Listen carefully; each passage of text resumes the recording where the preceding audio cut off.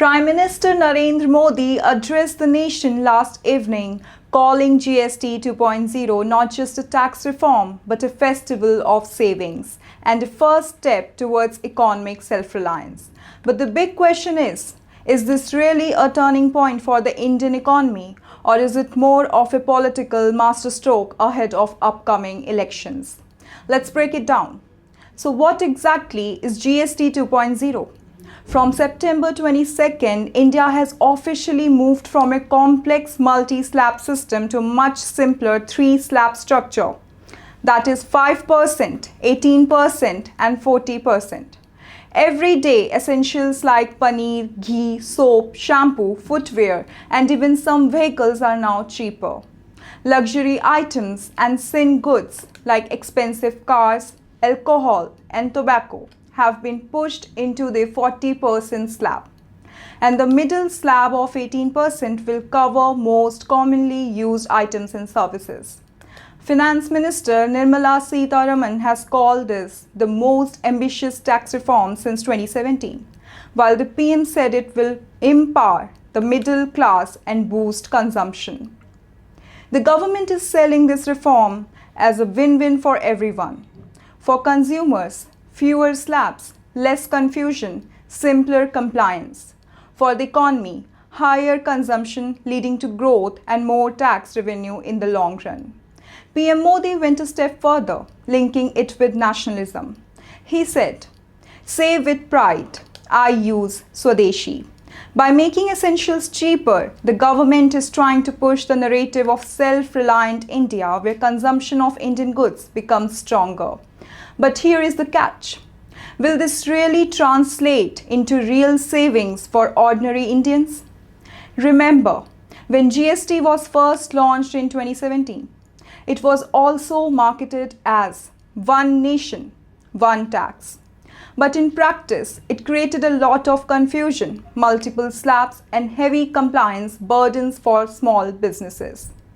Now, GST 2.0 promises simplicity, but critics argue that the devil is in the details. Will companies actually pass on these tax cuts to customers, or will they quietly pocket the margin? Will state governments lose revenue because of reduced tax rates, leading to higher borrowing and fiscal stress? And importantly, will this move impact inflation meaningfully, or is it just cosmetic relief? Economists are divided. Some see this as a genuine push to boost demand at a time when global slowdown and protectionist trade policies are affecting India.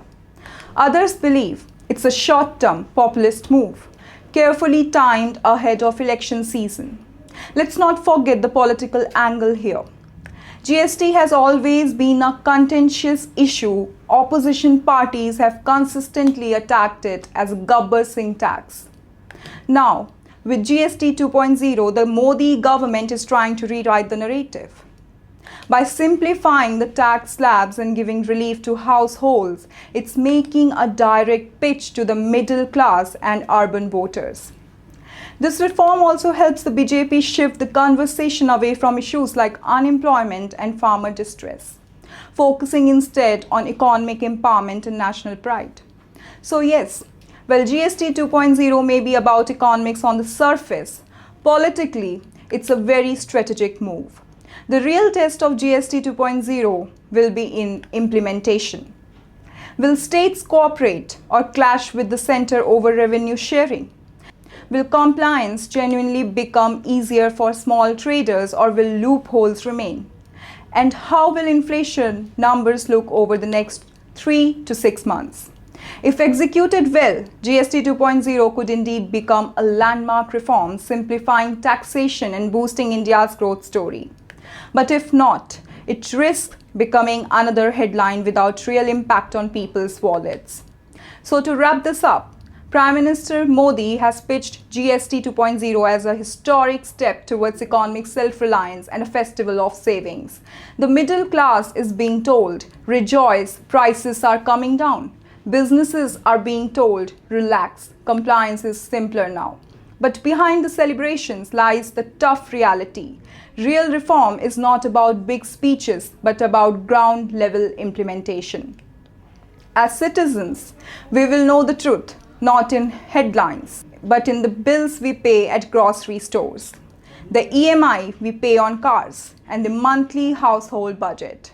So here is the big takeaway. Is GST 2.0 truly a people's reform or just a political reform dressed as economics? Only time will tell. Thank you for watching. Stay tuned, stay informed, and don't forget to share your views in the comments. Has GST 2.0 really made a difference for you yet?